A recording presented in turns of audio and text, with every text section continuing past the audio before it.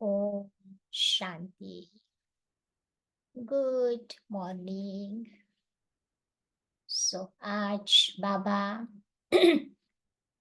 अपने बच्चों को बहुत नशा चढ़ा रहे हैं। स्वमान की अच्छी अच्छी बातें आज बाबा दिला रहे हैं।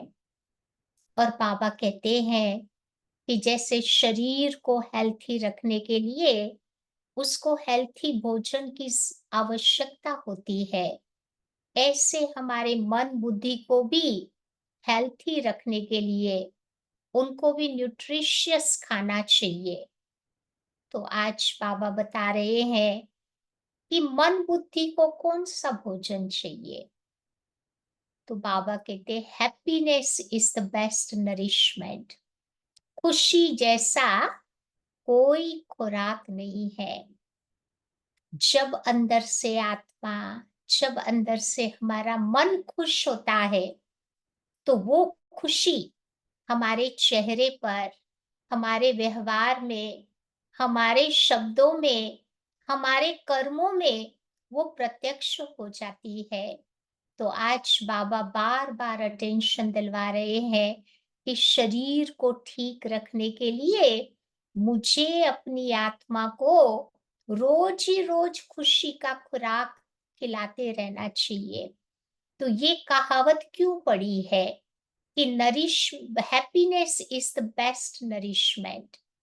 क्योंकि बाबा कहते हैं कि ये खुशी का खुराक ऐसा है, चाहे आप कितना भी खाओ, कभी आपको लेजी या ग्रीडी नहीं बनाएगा। वो वाला खाना, कभी कोई अच्छी डिश बन गई तो हम थोड़ा ज्यादा खा लेते हैं, ग्रीडी बन जाते हैं। और जब ग्रीडी बन गए तो ज्यादा खाने के बाद फिर आत्मा लेजी भी हो जाती है। लेकिन खुशी का खुराक इतना ऐसा है कि जितना आप ज्यादा खाओगे ना, आपको वो बहुत अलर्ट, एक्यूरेट और जीवन में एक्टिव बनाता है। इसीलिए ये कहावत पड़ी है। फिर आप देखो वो वाला खाना चाहे कितना भी खा लिया, कभी कभी हमें संतुष्टि का अनुभव नहीं होता है। खाने के बाद भी लगता है कि थोड़ा कुछ और खा ले, अभी भी भूख मेरी कंप्लीटली नहीं गई है। या तो वो बार बार खाने के तरफ उसकी इच्छा होती है, कुछ और खा ले, कुछ और बना ले। लेकिन बाबा कहते कि एक बार जिसने खुशी का खुराक अपने जीवन में खा लिया, हम्म, तो फिर उसकी बुद्धि कहाँ पर भी किसी भी व्यक्ति व वस्तु के प्रति वो अट्रैक्ट नहीं होती है, आकर्षित नहीं होती है। क्योंकि ये जो खुशी का खुराक है ना, वो उसको आंतरिक संतुष्टि का अनुभव कराती है, फुलनेस का।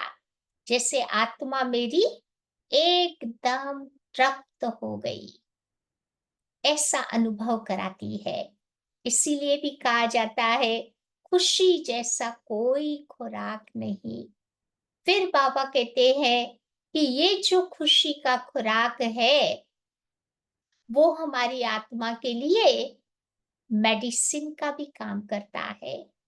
साथ ही साथ ये खुशी का खुराक हमारी आत्मा के लिए बेस्ट विटामिन्स भी है। जैसे कभी कभी शरीर हमारा कमजोर हो जाता है तो शरीर को विटामिन्स की आवश्यकता पड़ती है। डॉक्टर प्रिस्क्राइब करता है कि certain vitamins are lacking in your body, या तो फिर वो लिख के देता है।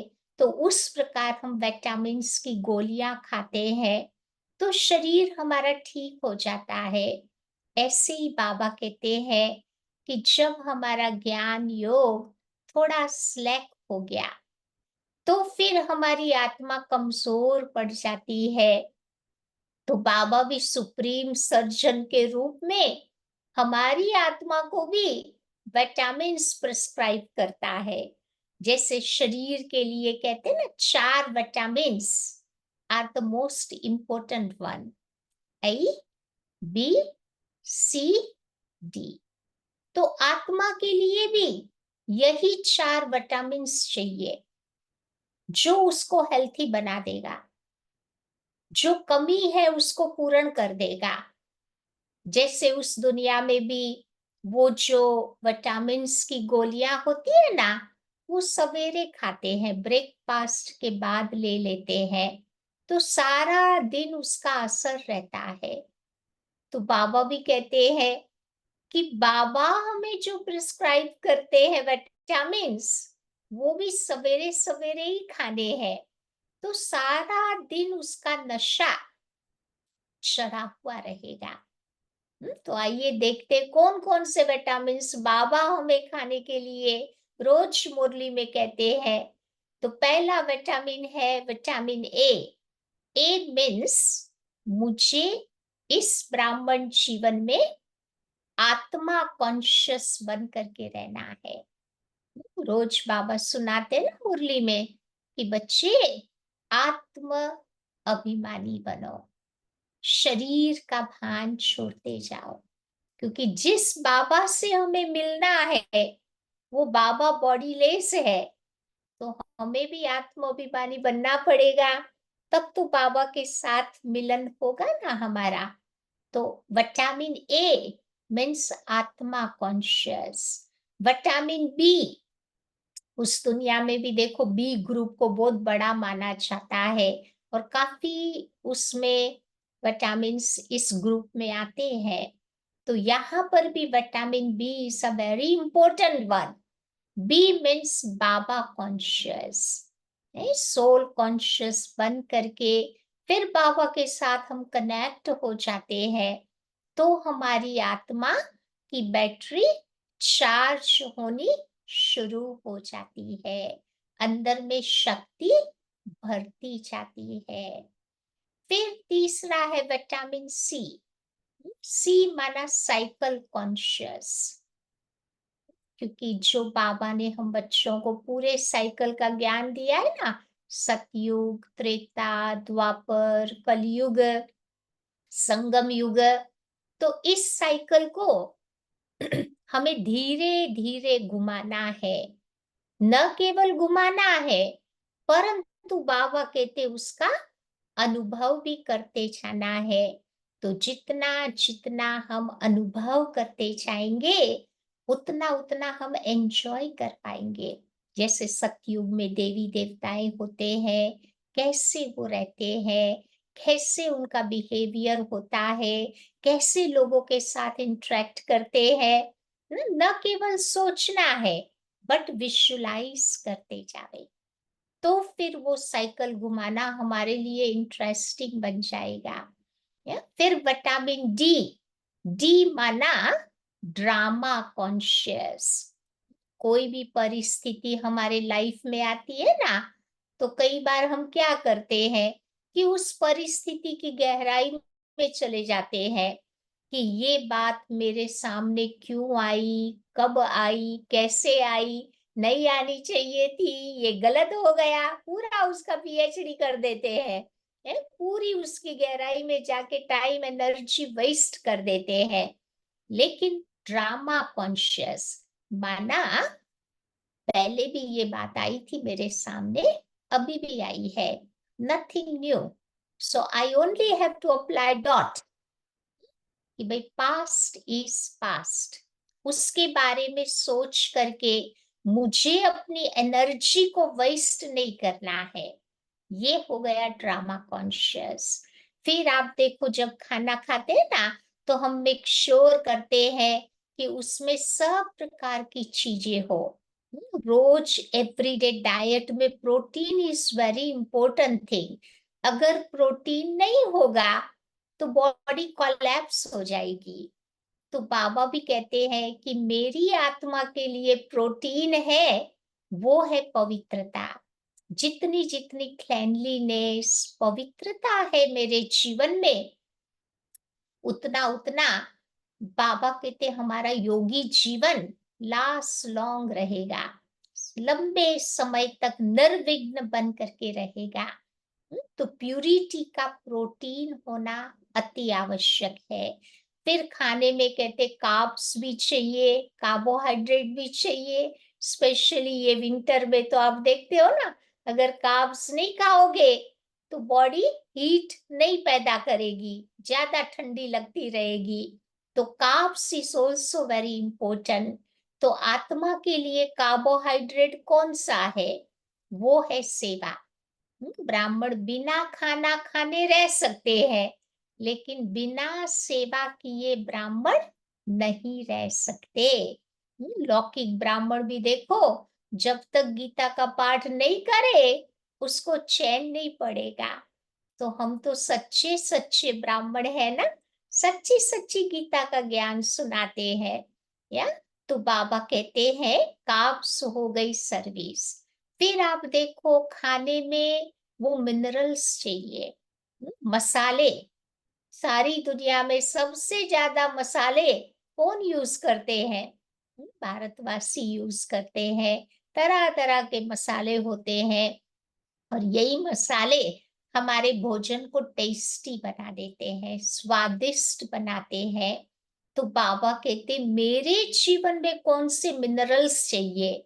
तो बाबा कहते ये मिनरल्स वो है हमारी डिवाइन वर्च्यूज, दिव्य गुणों के मिनरल्स चाहिए।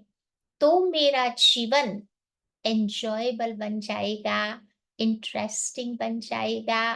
या फिर उसके बाद डॉक्टर बताते हैं कि आपको शरीर को ठीक रखना है, थोड़ी एक्सरसाइज भी करनी पड़ेगी।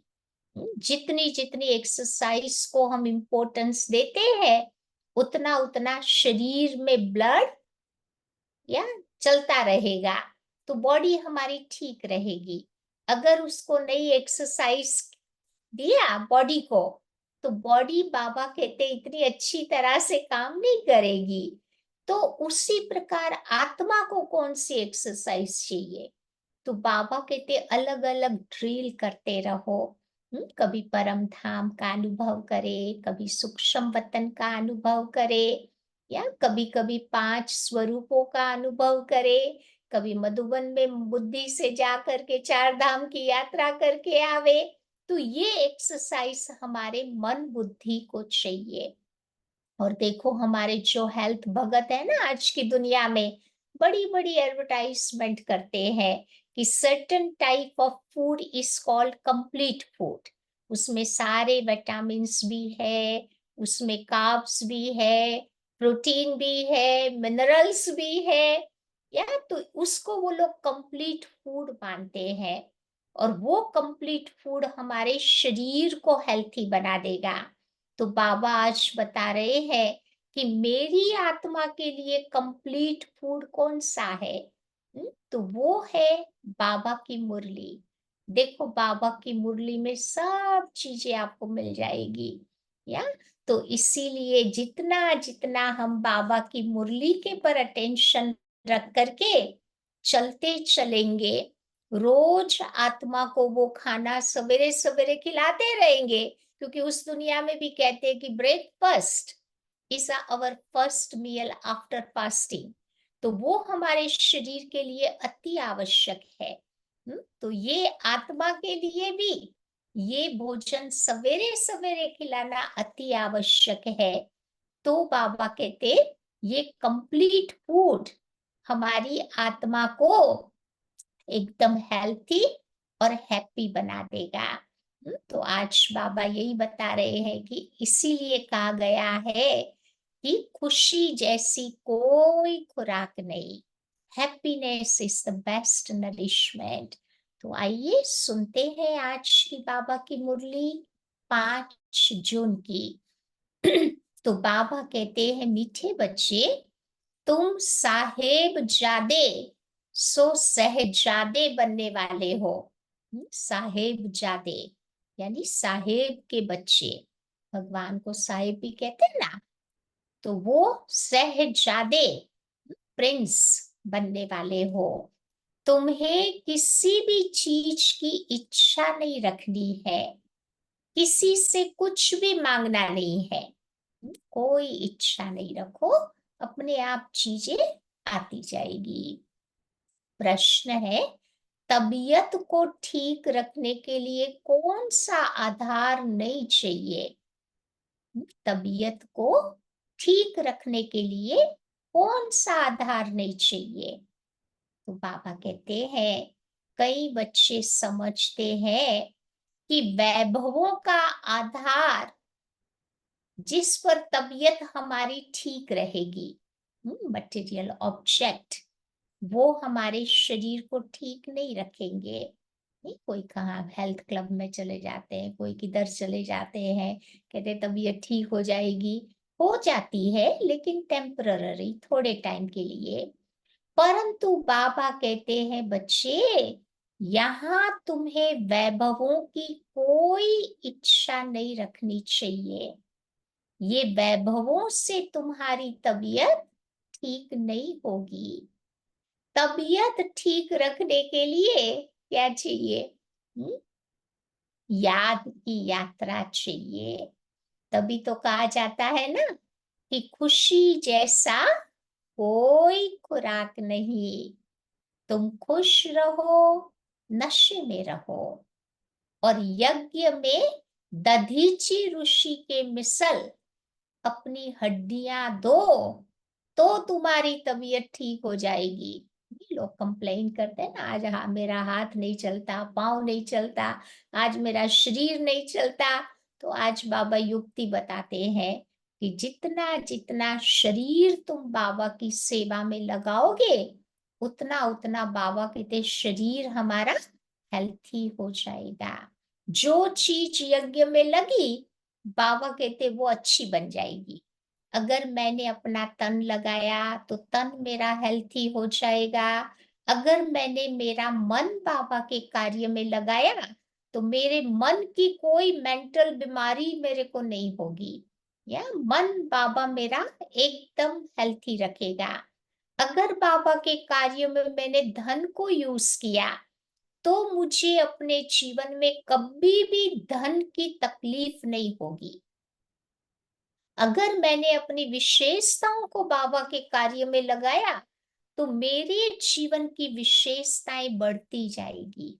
जो टैलेंट्स बाबा ने मुझे दी है, उसको मैंने लगाया तो वो बढ़ती जाएगी। तो जो चीज लगेगी उसकी कभी कोई तकलीफ मेरे जीवन में नहीं होगी। ओम शांति। बाबा को कहा जाता है करण करावनहार। तुम साहेब जादे हो।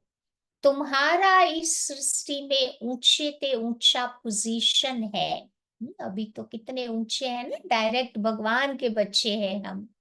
तो तुम बच्चों को नशा रहना चाहिए। कौन सा नशा रहना चाहिए? कि हम साहेब जादे हैं।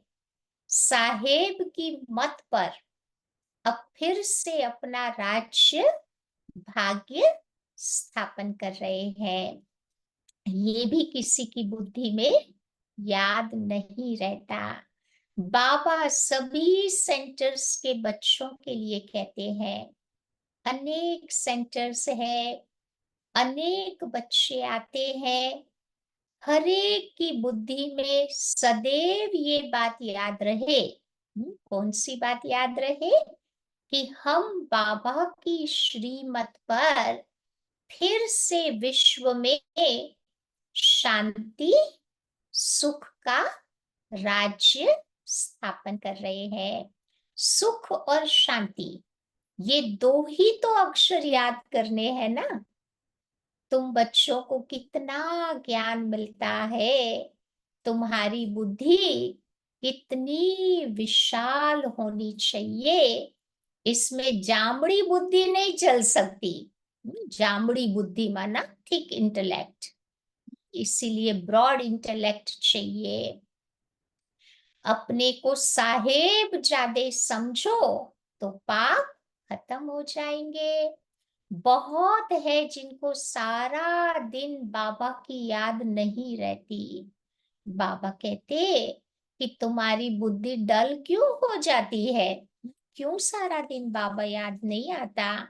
सेंटर्स पर भी ऐसे ऐसे बच्चे आते हैं जिनकी बुद्धि में है ही नहीं कि हम श्रीमत पर विश्व में अपना दैवी राज्य स्थापन कर रहे हैं, तो अंदर में वो नशा, वो फलक होना चाहिए। हुँ, अंदर का वो नशा, जो हमारे चेहरे पे दिखाई देगा। तो मुरली सुनने से तुम बच्चों के रोमांच खड़े हो जाने चाहिए। यहाँ तो बाबा देखते हैं, क्या देखते हैं कि बच्चों के रोमांच और ही डेड रहते हैं।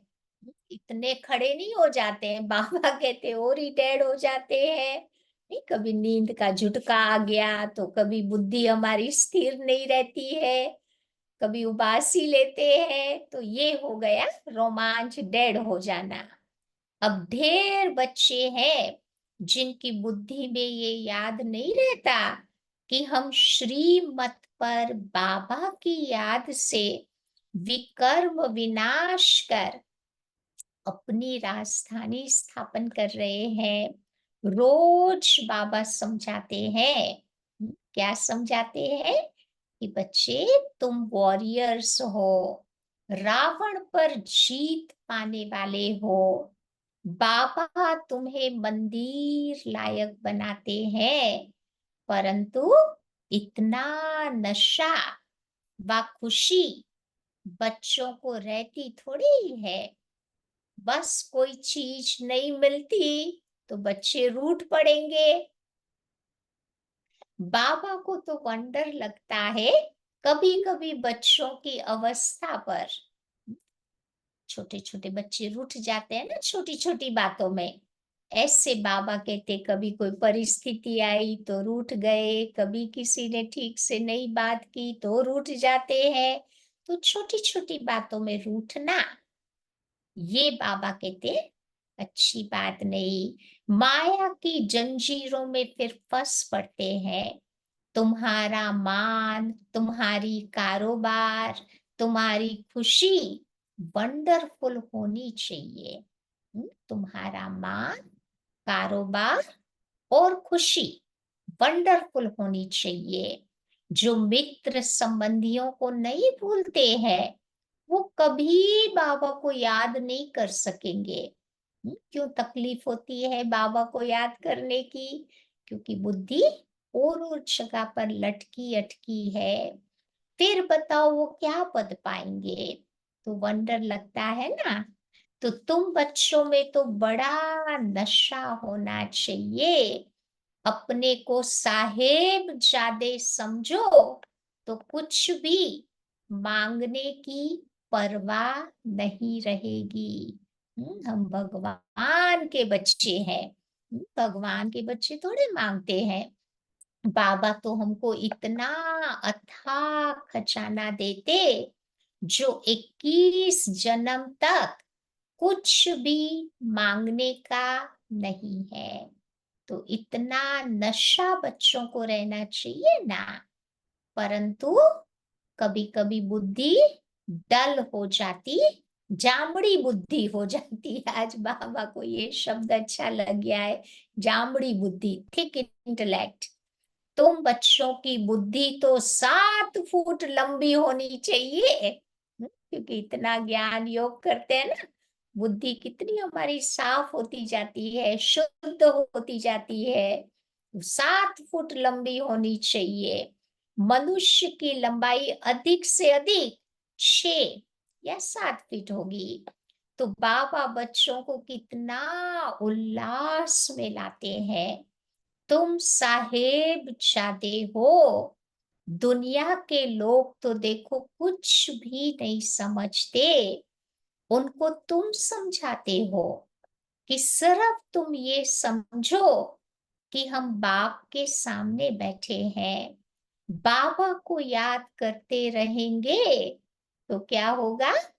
तुम्हारे विकर्म विनाश होंगे। बाबा समझाते हैं कि बच्चे, माया तुम्हारा बहुत बड़ा दुश्मन है। दूसरों का दुश्मन इतना नहीं है जितना तुम्हारा है। समझा? दूसरे जानते ही नहीं है माया क्या है। तो फिर बाबा कहते उनको पता नहीं है, तो फिर उनका उतना दुश्मन नहीं हुआ। मनुष्य तो कुछ भी नहीं जानते, तुच्छ बुद्धि है। बाबा रोज रोज तुम बच्चों को कहते हैं, क्या कहते हैं? कि तुम साहेब जादे हो, तुम बाबा को याद करो और दूसरों को भी आप समान बनाते रहो। तुम सबको ये भी समझा सकते हो कि भगवान तो सच्चा सच्चा साहेब है ना। बाबा सच्चा सच्चा साहेब मास्टर, तो हम उनके बच्चे हो गए साहेब जादे। भगवान के बच्चे साहेब जादे। तो तुम बच्चों को चलते फिरते बुद्धि में ये याद रखना चाहिए। कौन सी बात याद रखेंगे? कि हम साहेब जादे, शहजादे बनने वाले हैं, हैं? और साथ साथ बाबा की सर्विस में भी दधीची ऋषि के मिसल हड्डियां देनी है। दधीची ऋषि की स्टोरी पता है ना? एक बार देवताओं असुरों की लड़ाई लगी थी, बार बार देवताएं उसमें हार जाते थे। तो फिर वो गए विष्णु के पास कि भाई क्या किया जाए।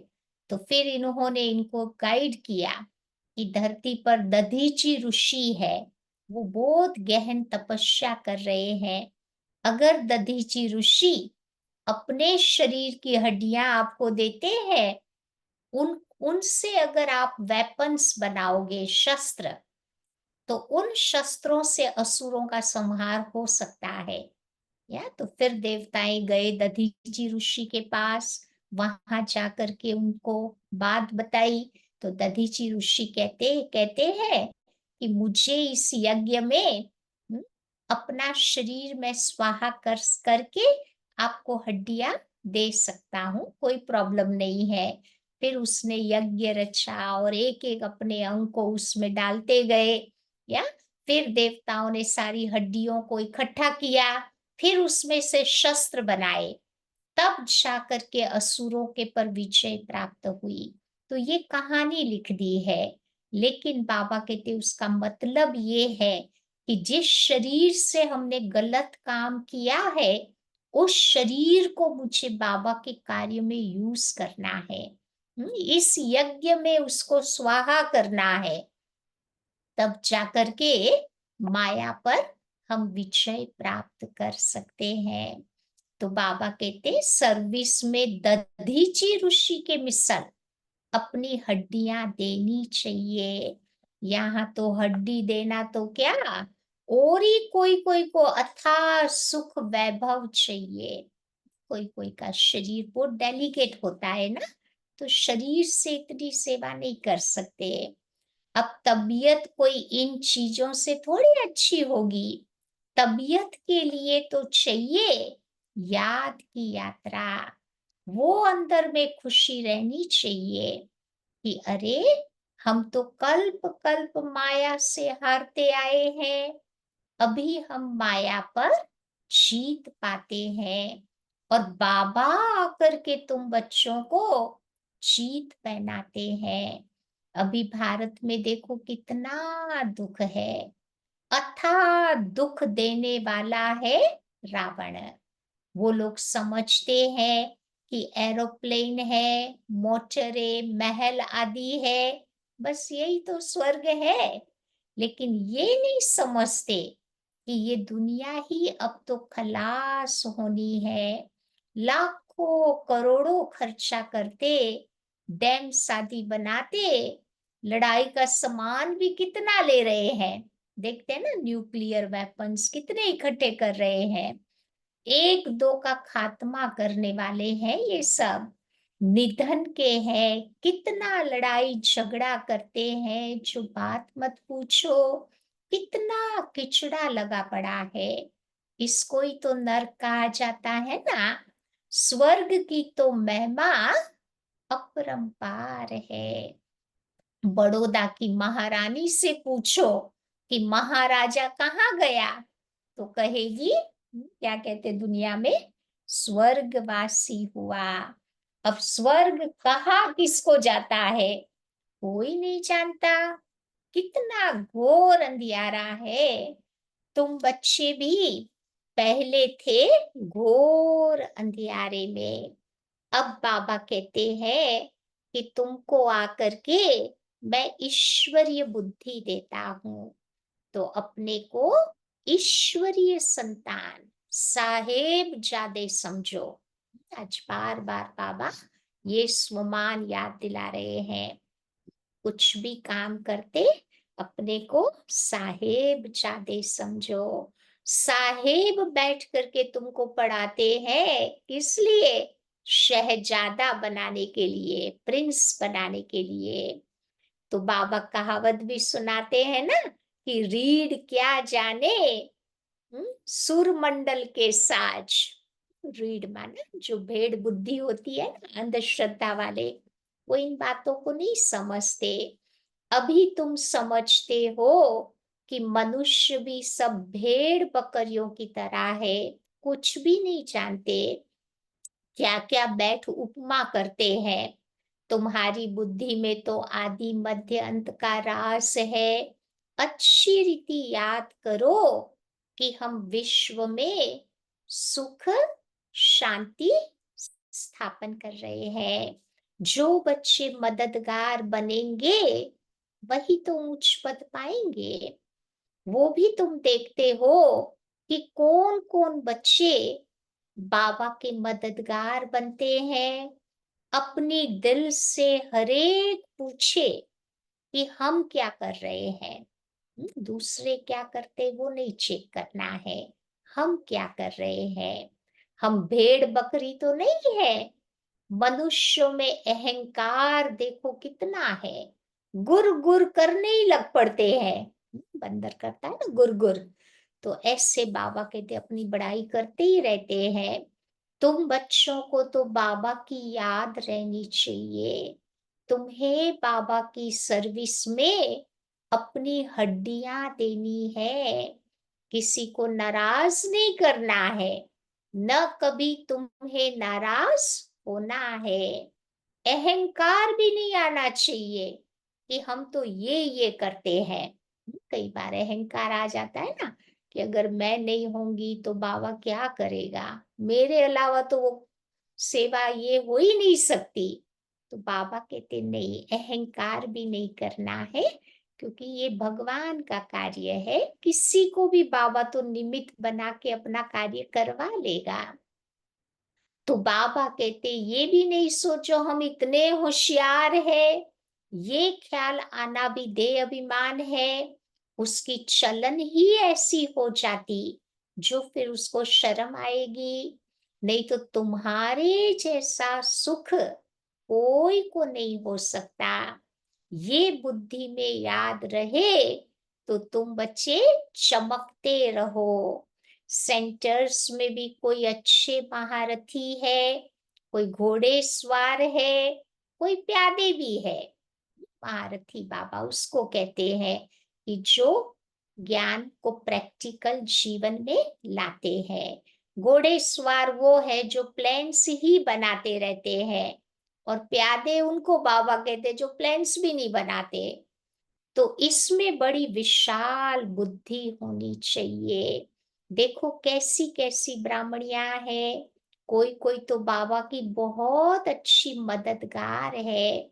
सर्विस में कितनी खुशी रहती है। तुम बच्चों को नशा चढ़ना चाहिए। सर्विस के बिगर क्या पद पाएंगे। माँ बाप को तो बच्चों के लिए रिगार्ड रहता है, परंतु वो खुद ही अपना रिगार्ड नहीं रखते तो बाबा भी क्या कहेंगे। तुम बच्चों को थोड़े में ही सबको बाप का संदेश देना है। बोलो बाबा कहते हैं मन मना भव। गीता में कुछ अक्षर है, आटे में नमक। रोटी बनाते हैं तो कितना नमक डलता है, थोड़ा सा ही तो डलता है। तो ऐसी थोड़ी सी बातें राइट लिखी है। तो ये दुनिया कितनी बड़ी है, बुद्धि में आना चाहिए ना कितनी बड़ी दुनिया है, कितने मनुष्य है, फिर ये कुछ भी नहीं रहेंगे, कोई खंड का नाम निशान नहीं होगा। हम स्वर्ग के मालिक बनते हैं, तो ये रात दिन बच्चों को खुशी रहनी चाहिए।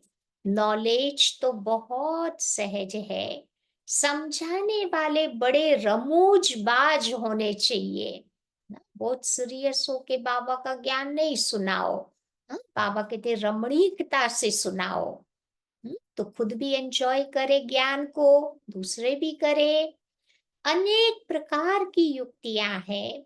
बाबा कहते हैं मैं तुम बच्चों को बहुत डिप्लोमेट बनाता हूँ। वो डिप्लोमेट एम्बेसडर को कहते हैं। तो तुम बच्चों की बुद्धि में याद रहना चाहिए कि ओहो, बेहद का बाबा हमको डायरेक्शंस देते हैं। तुम धारण कर फिर औरों को भी बाप का परिचय देते हो। सिवाय तुम्हारे बाकी देखो सारी दुनिया नास्तिक है। जो भगवान को न जाने, खुद को न जाने, ड्रामा को न जाने, क्या कहेंगे? नास्तिक कहेंगे ना। तुम्हारे में भी नंबरवार है। कोई तो नास्तिक भी तो है ना, जो बाबा को याद बिल्कुल नहीं करते, फिर खुद कहते हैं कि बाबा हमको याद भूल जाती है। तो नास्तिक ठहरे ना, जानते हुए भी नहीं याद कर सकते। तो फिर क्या होगा? तो ऐसा बाबा जो तुमको साहेब ज्यादा बनाते, क्या वो तुम्हें याद नहीं आता? ये समझने में भी बड़ी विशाल बुद्धि चाहिए।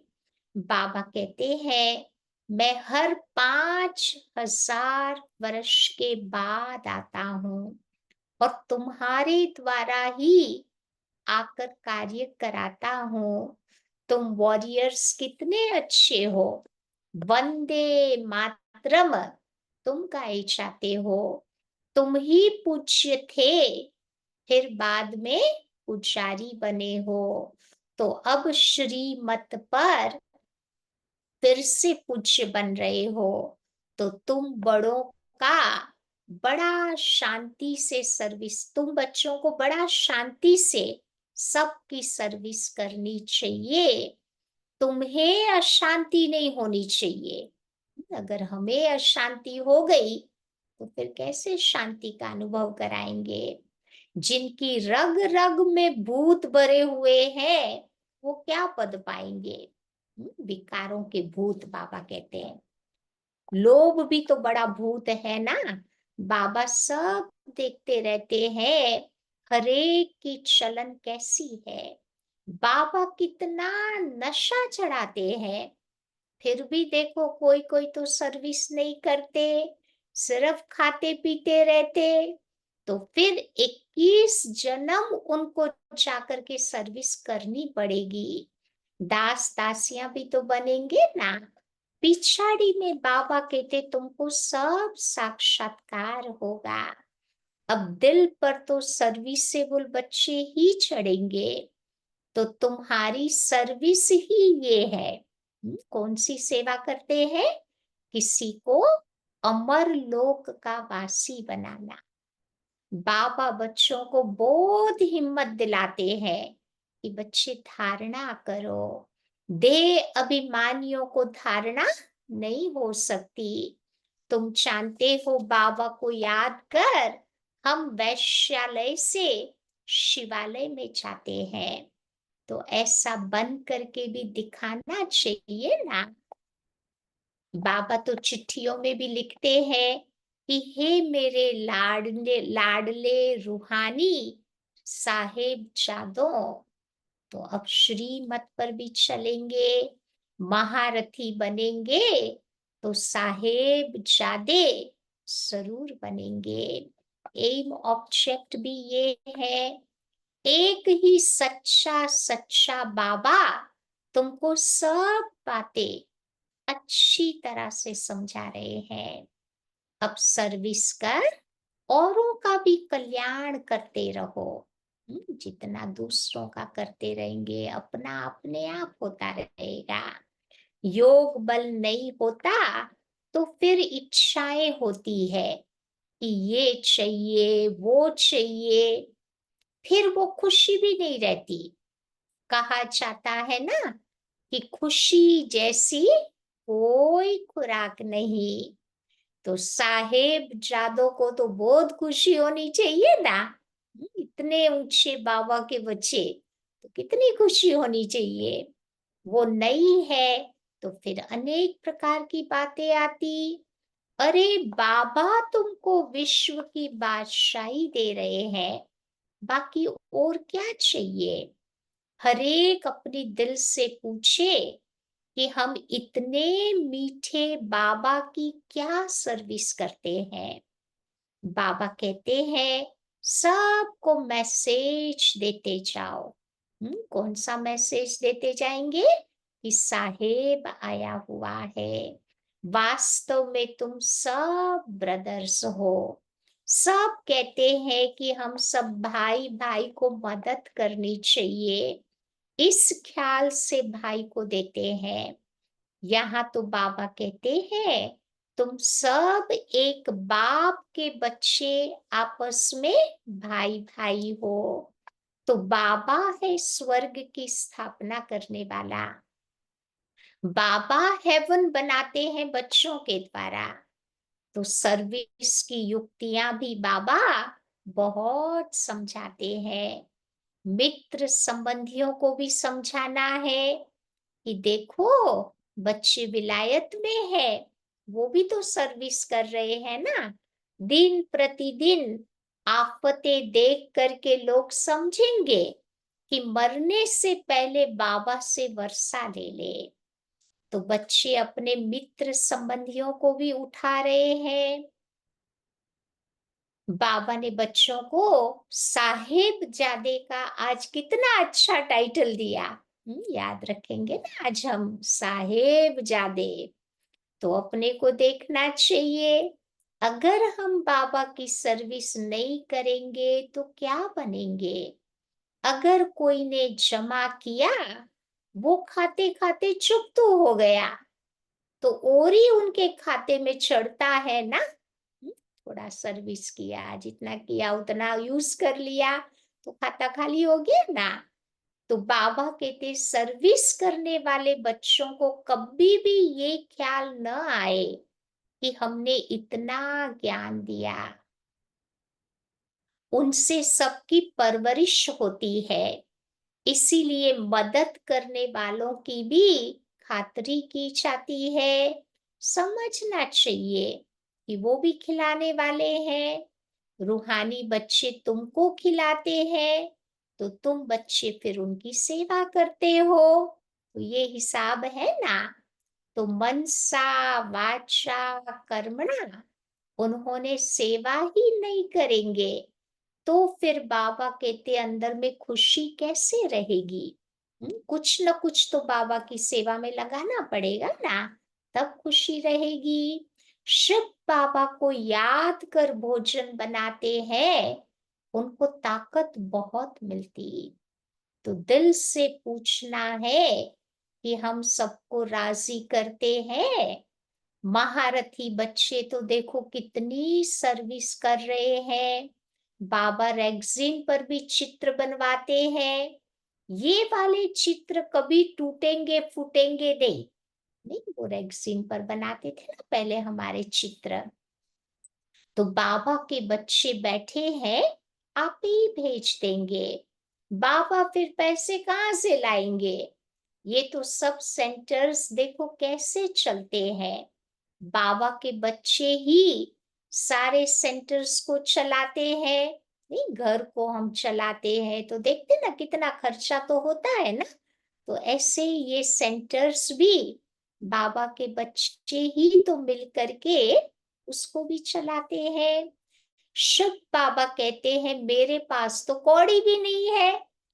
बाबा के पास कोई पैसा नहीं होता है, लेकिन बाबा अपना कार्य किसी की भी बुद्धि को टच करवा के वो करवा लेता है। आगे चल करके तुमको आपे ही आकर के कहेंगे कि हमारा मकान तुम इस सेवा में लगाओ। लेकिन तुम बच्चे उस समय कहेंगे कि अब टू लेट हो गया। नहीं, सामने से वो टाइम भी आएगा, लोग ऑफर करेंगे। लेकिन बाबा कहते उस समय फिर बाबा को जरूरत नहीं होगी तो नहीं लेगा ना, क्योंकि बाबा ले तो फिर उसको रिटर्न भी करना पड़े। या तो इसीलिए बाबा तो है ही गरीब निवाज। गरीबों के पास कहाँ से आए? कोई कोई देखो इस दुनिया में करोड़पति है, पदमपति भी है, तो उन्हों के लिए यहाँ ही स्वर्ग है। तो ये भी तो माया का पंप है ना, उनका अभी फॉल हो रहा है। बाबा कहते हैं कि तुम मेरे बच्चे पहले साहेब जादे बने हो, फिर जाकर बनेंगे शहजादे। परंतु इतनी सर्विस भी करके दिखाओ, बहुत खुशी में तुम्हें रहना चाहिए। और याद करो, हम साहेब जादे सो शहजादे बनने वाले हैं। और साहेब जादे तब बनेंगे, शहजादे कब बनेंगे? जब बहुत सर्विस करेंगे। कितनी खुशी का पारा चढ़ना चाहिए ना। अच्छा, मीठे मीठे सिक्के लथे बच्चों प्रति मात पिता बाप दादा का याद प्यार और गुड मॉर्निंग। रूहानी बाप की रूहानी बच्चों को नमस्ते। और रूहानी बच्चों की रूहानी बाप को नमस्ते। धारणा की पॉइंट, पहली बात बाबा कहते, किसी को कभी भी न नाराज करना है, न नाराज होना है। बाबा कहते ना, कौन नाराज होता? जो ड्रामा का राज भूल जाता, वो नाराज होता। तो अपनी होशियारी का व सेवा करने का अहंकार नहीं दिखाना है। जैसे बाप बच्चों का रिगार्ड रखते, ऐसे स्वयं का रिगार्ड स्वयं ही रखना है।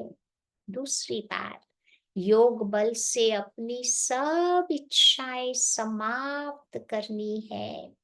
सदा इसी खुशी व नशे में रहना है कि हम साहेब जादे सो शहजादे बनने वाले हैं।